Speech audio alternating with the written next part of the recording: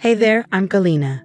I'm 28, and I've got this wild knack for transforming spaces into something magical. Interior design isn't just my career, it's my passion. Give me a drab room, and I'll turn it into something that looks like it's straight out of a glossy magazine spread. And let me tell you, there's nothing quite like the feeling when the vision comes to life. My life felt like the perfect design. Everything in its place, stylish and under control. I had an incredible fiancé, Mark. He's an engineer, brilliant and not to mention, adorable. We were in the middle of planning our wedding. And let me tell you, Pinterest had nothing on our ideas. Babe, what do you think about a rustic chic theme? I asked one night, flipping through our mood board. Mark grinned, pulling me closer. As long as I get to marry you, you could go with dumpster chic, and I'd still be happy. That was Mark, always supportive, always making me laugh. Work was amazing too. I just scored a huge project redesigning the Starlight Hotel, a super chic spot downtown that was ready for a total overhaul. My best friend and partner in design, Tara, practically screamed when I told her, "Do you have any idea what this could do for your career?" She squealed, practically bouncing out of her chair. "You're going to be the next Victoria." Ah, Victoria. She was my mentor and the queen of interior design. Straight out of college, she took me under her wing, teaching me everything. I owe her so much. "Galina, darling," she'd say in that elegant accent of hers, "you've got an eye for beauty. Now, let's make sure the world sees it." But not everyone was so thrilled about my success. My cousin Carla, for example, always had a competitive streak. Every family gathering, there she was with her plaster-on smile. "Oh, Galina," she'd say, voice dripping with fake sweetness, "still playing with dollhouses, are we?" I'd bite my tongue, reminding myself that success is the best revenge. Then there was Uncle Robert, a big-shot real estate developer always talking deals and making moves. Lately, he'd been showing a lot of interest in Mark. "Mark, my boy," he'd boom, clapping Mark on the back. "We should talk business sometime. I could use someone with a sharp mind like yours." At the time, I didn't think much of it. I was too busy living the dream. My career was taking off, and I was planning the wedding of my dreams. Life was perfect. One night, Mark and I were curled up on the couch, flipping through wedding magazines. I couldn't help but feel like I was living a fantasy. "You know," I said, snuggling closer, "I never thought I'd have all this. A great career, an amazing fiancé." Mark kissed the top of my head. "You deserve it all, G, and more." Little did I know, my perfectly designed life was about to undergo a major, unwanted renovation. But that's life, right? Sometimes you've got to tear everything down before you can rebuild something even better. The Starlight Hotel project quickly became my entire world. I was pulling 12-hour days, sometimes more, with my design board covered in fabric swatches, paint samples, and sketches. Exhausting? Yes. Exciting? Absolutely. "Galina, darling, remember to breathe," Victoria reminded me during one of our calls. "The hotel isn't going anywhere." I laughed it off. "I'll sleep when I'm dead, Vic, or at least when this project is finished." But while I was crafting my masterpiece, my personal life was starting to fall apart. Mark was acting distant, spending more and more time with Uncle Robert. He'd come home late, reeking of expensive cigars and whiskey. "How was your day?" I'd ask bleary-eyed after hours of staring at blueprints. "Fine," he'd mumble, barely looking up from his phone. "Just business stuff with Robert, you wouldn't understand." I tried to brush it off. We were both busy, right? It was just a phase. But then I started noticing other things, like how Carla was suddenly showing up at every family dinner, always finding a reason to sit next to Mark. "Oh, Mark, you're so funny," she'd giggle, touching his arm in a way that made my skin crawl. I confided in Tara over coffee one day. "Am I imagining things, or is something off?" I asked, stirring my latte anxiously. Tara frowned, setting down her spoon. "Honey, I think you need to talk to Mark. Communication is key, remember?" I nodded, determined to fix things every time I tried to talk to Mark. Something always seemed to come up. A late meeting, drinks with Robert, or some sudden work emergency. Then came the night that shattered everything. I had wrapped up early at the hotel site and decided to surprise Mark with dinner. As I walked into La Bella, our favorite Italian restaurant, my heart stopped. There, in a cozy corner booth, were Mark and Carla, laughing and holding hands across the table. I stood frozen, my world tilting as I watched Mark lean in and kiss her. I must have made a sound because suddenly they both looked up, their faces painted with shock. Under different circumstances, it might have been comical, but at that moment I was dying inside. Galina. Mark jumped to his feet, his face pale. This isn't. But it was, so clearly it was.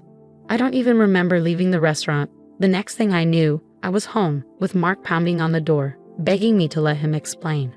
Explain what exactly? My voice was ice. Mark's shoulders slumped. I'm so sorry, Jill. I never meant for this to happen.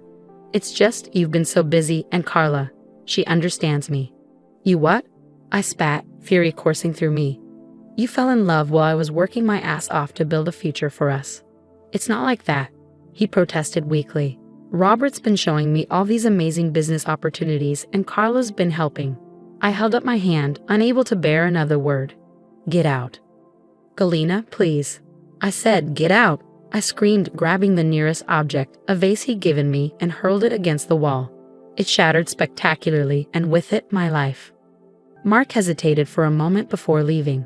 As the door clicked shut, I sank to the floor, surrounded by broken glass and broken dreams. How had everything fallen apart so fast? What had I done wrong? I don't know how long I sat there, tears streaming down my face. Finally, I reached for my phone with trembling hands and dialed Tara. Tara, I choked out when she answered, can you come over? I need you. When Tara arrived, I was still sitting in the wreckage of my perfect life, unsure how to even begin piecing it back together. The next few weeks passed in a blur of fabric swatches and paint samples. I threw myself into the Starlight Hotel project, working insane hours, anything to keep my mind off everything that had happened. Galina, you can't keep this up, Tara said one night, forcibly pulling me away from my desk. You need to deal with what happened. I sighed, running a hand through my messy hair. What's there to deal with? My fiancé left me for my cousin. End of story. But Tara and Victoria weren't letting it go that easily. They tag-teamed me, urging me to think about what really happened. Something doesn't add up, Victoria mused. Mark's change was too sudden. And Robert's involvement. We started digging, and it wasn't easy. But between Victoria's connections and Tara's talent for social media sleuthing, we uncovered a web of lies that made my head spin. Look at this, Tara said, pointing to her laptop screen. All of Robert's recent projects are failing. He's desperate for cash. Suddenly, everything clicked. Robert's interest in Mark, the late-night business meetings, Carla's constant presence. He's using them. I realized my stomach turning. He's promising Mark some huge break and using Carla to sweeten the deal. But we needed proof. That's when I came up with a plan. Crazy, but just crazy enough to work. Tara, I said, a glimmer of my old fire returning, I need you to leak some info. Make it look like you've got an inside scoop on a massive development deal. Something irresistible. Tara grinned, cracking her knuckles. Oh honey, leave it to me. I'll make it so juicy they'll be drooling. We crafted the perfect bait, a fake luxury condo project with the promise of sky-high returns. Tara accidentally let it slip at a family gathering, making sure Mark and Carla overheard. It worked like a charm. Within days, Mark was calling, trying to wheedle information out of me. Come on, G, he cajoled. For old time's sake, this could be my big break. I played dumb, pretending I didn't know I was being manipulated. Meanwhile, I documented everything. Every call, every text, every chance encounter engineered by Robert. The clincher came when I accidentally left some fake blueprints in my car. Mark and Carla took the bait. Hook, line, and sinker. They've invested everything, Tara reported, her eyes wide. And I mean everything. They even took out loans. I should have felt triumphant. Instead, I just felt tired. What about Robert? Victoria asked, her eyes gleaming with anticipation. Oh, darling, she said with a sly smile, Robert's in so deep he can't see daylight. He's betting it all on this fake project. As I looked at the mountain of evidence we gathered, fake contracts, recorded conversations, bank statements, I felt a strange mix of satisfaction and sadness. You know, I said quietly, part of me hoped we were wrong. That there was some explanation that didn't involve Mark being this. Tara squeezed my hand. I know, hun. But you deserve better than someone who could be manipulated like this, Tara said gently. I nodded, feeling the weight of truth in her words. You're right. I squared my shoulders, determination replacing the hurt. So, what's our next move? Victoria's smile was sharp, her eyes gleaming with a predatory spark. Now, my dear, we wait. Let them dig themselves in deeper, and when the time is right, we pull the rug out from under them. A fierce sense of justice surged through me. As I looked at my friends, my real support system, I realized something important. My perfect life may have shattered, but from the pieces, I was building something stronger, something unbreakable. Ladies, I said, raising my glass of wine, here's to karma. May she be swift, merciless, and wearing killer heels. We clinked glasses, laughing for the first time in what felt like forever. For the first time in weeks, I felt like myself again. Watch out, world, Felina 2.0 was on her way, and she wasn't taking prisoners. The day of reckoning came faster than any of us expected. One minute, Uncle Robert was bragging about his latest sure-thing investment. The next, his empire was crumbling like a sandcastle at high tide. I was putting the finishing touches on the Starlight Hotel's grand ballroom when Tara burst in, waving her phone. Jell, you're not going to believe this. Robert's company just filed for bankruptcy. It was like watching dominoes fall. Robert's string of bad investments, combined with the non-existent project that Mark and Carla had thrown all their money into, spelled financial disaster for the entire lot of them. I didn't have to wait long for the fallout. Mark showed up at my door, looking like he hadn't slept in days. Felina, please, he begged, his eyes bloodshot. I've lost everything, the money, my job. Carla left me. I need your help. I looked at him, the man I once thought I'd spend my life with, and felt nothing. No, I said simply. His face crumpled in disbelief. But we were going to get married. Doesn't that mean anything? I laughed, but it was hollow, empty of any humor. It meant everything to me, Mark, but clearly it didn't mean enough to you. I know all about Robert's manipulation and how you and Carla fell for it. Hook, line, and sinker. The color drained from his face. You knew? I knew. I crossed my arms, feeling stronger than I had in months. I know everything. Now get out. As I closed the door on his stunned face, a weight lifted off my shoulders.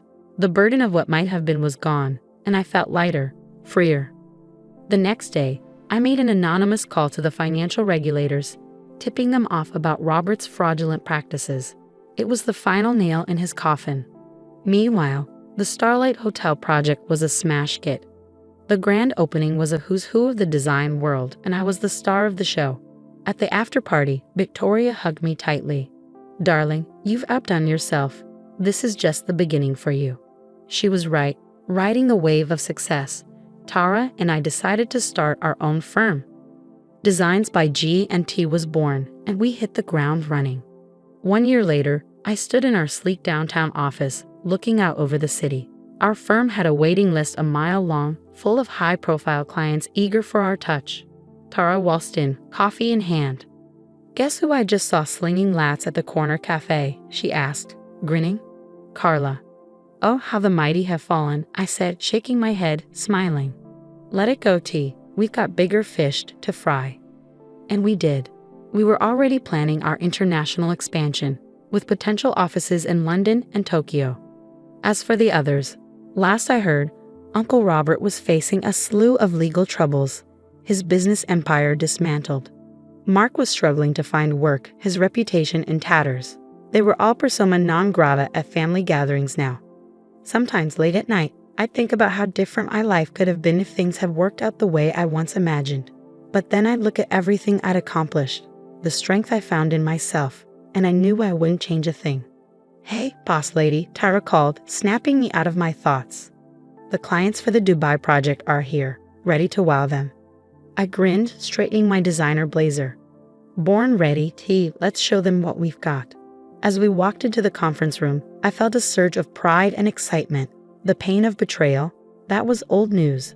I had a world to design, and nothing was going to hold me back. Ladies and gentlemen, I said, my voice strong and confident, let me show you the future of luxury.